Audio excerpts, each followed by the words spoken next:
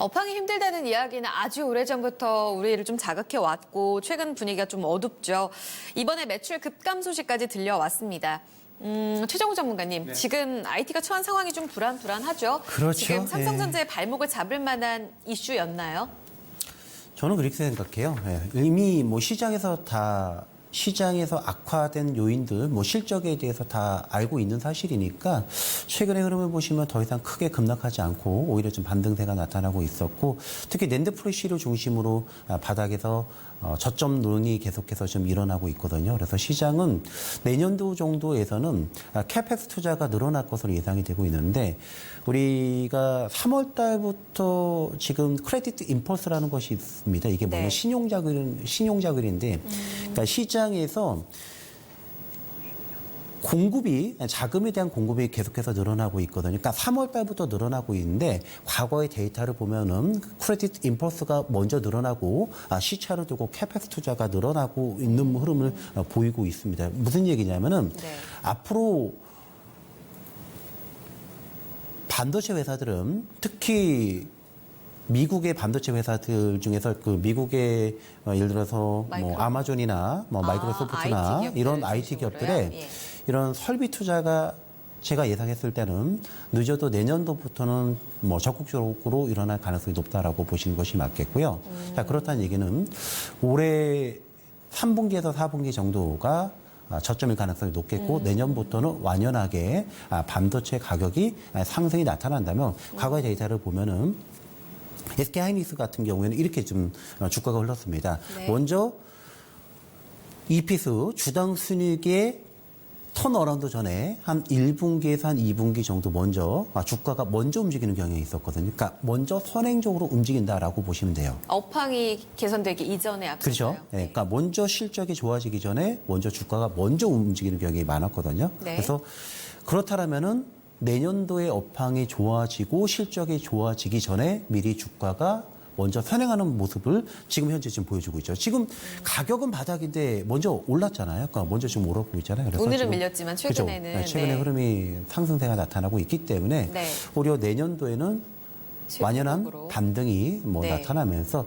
반도체가 수요가 전체적으로 줄어든다는 얘기는 아닙니다. 비트그로스 자체가 늘어나고 있는데 공급에 비해서 지금 수요가 덜 늘어났기 때문이지, 둘 다 계속해서 수요와 공급은 늘어나고 있다라고 보신다라면은 올해 설비 투자가 지금 굉장히 지금 미진했었죠. 그렇기 때문에 내년도에는 반드시 반도체사들의 설비 투자가 일어날 가능성이 높기 때문에 오히려 삼성전자나 하이닉스는 내년도로 바라본다면 오히려 적극적으로 저희가 시장에서 조정을 받았을 때 분할해서 매수하시는 전략이 맞다라고 보고 있습니다. 그러니까 이번 매출 급감 소식에 너무 연연하지 말자 이렇게 말씀하셨는데, 김동윤 전문가님 같은 생각이세요? 네, 비슷한 생각입니다. 지금 반도체는 연간 실적만 보더라도 2017년, 18년도 워낙 너무나 좋았기 때문에 지금 이제 역기저 효과가 나오는 거죠. 18년도 대비해서 보면은 19년도까지는 실적이 좀 빠르게 감소할 수밖에 없는 상황이고,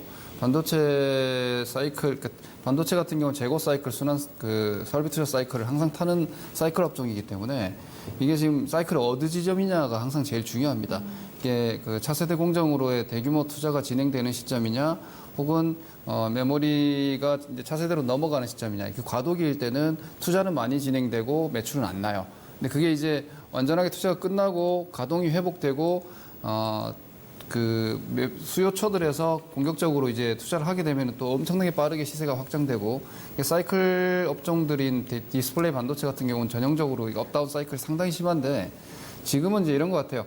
이 사이클의 큰 구조는 4차 산업이에요. 이 4차 산업은 전에 없던 환경이고, 더군다나 이제 5G 통신 환경 자체가 워낙에나 데이터 소모가 많기 때문에 그 부분에 대한 장기적인 니즈는 계속 되겠죠. 그래서 과거보다 시장 내에서 메모리 시장에 대한 포지션은 강해져 있다고 보지만, 17년도, 18년도에 너무나 좋았기 때문에 지금은 그에 대한 어떤 수요도 좀 약해진 상태고, 그리고 글로벌 경기 자체도 약간 수축 국면으로 지금 나타나고 있다 보니까 경기 민감 섹터죠. 아무래도 그러다 보니까 좀 부진한 상황이 당분간은 유지가 될 거예요. 그런데 네. 이제 이런 거죠.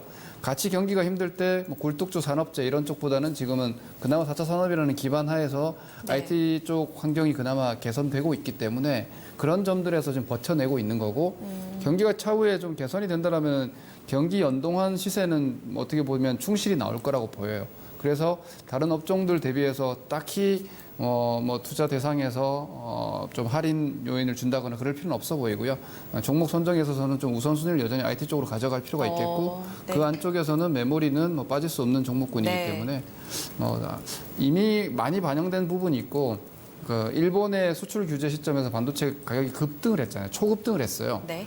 그 시세가 사실상 이번 그 6, 7월 구간에서 반도체 주가의 지지력으로 네. 역할을 한 거고 지금은 이제 그 부분이 또 약간 반도체 가격이 떨어지고 네, 있어요. 네. 그러면서 주가가 떨어질 수 있고 향후에 시장이 흔들리면은 이번 여러분들 아시다시피 뭐 6월 달 구간 시장 급락할 때 반도체주 안 떨어졌잖아요. 그리고 나서 그 정도 급락이 나온 거예요. 다음번에 시장이 만약에 흔들린다라면은 오히려 삼성전자 하이닉스가 떨어져 버리면 네. 내 종목 많이 안 떨어질 수도 있는 거예요. 그러니까 지금은 장세 안에서 삼성전자 하이닉스를 특화해서 반도체 종목으로 막 이렇게 보기보다는 네. 시가총액 안쪽에서의 이런 그 뭐 시장의 평균적인 흐름. 공학적 구조 네. 이런 부분들도 같이 좀 생각을 하고 예. 보시면 될 것 같고요. 업종 자체는 뭐 아직은 크게 결격은 없다라는 생각을 가지시면 될 것 같습니다. 네. 요즘 악재성 뉴스들이 워낙 많아서 여기에 대한 해석 들어봤습니다.